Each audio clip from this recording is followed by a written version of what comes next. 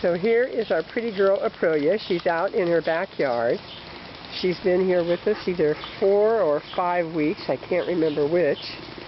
And here are her partners in crime. There's Calypso and there's Nina. I think Chuco's in the house sleeping.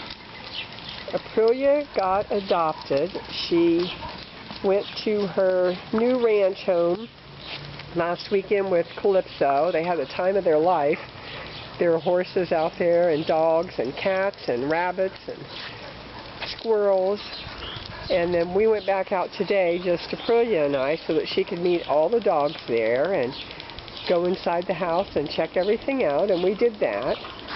And then on the way home we stopped at the park and she had her first walk in the park and she really enjoyed that. What? What are you barking at?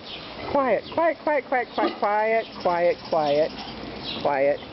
So here are the 3 girls. The old boy, I think he's sleeping, but she gets along really well with other dogs, and she's just a happy, happy girl, aren't you? You're just a happy, happy girl.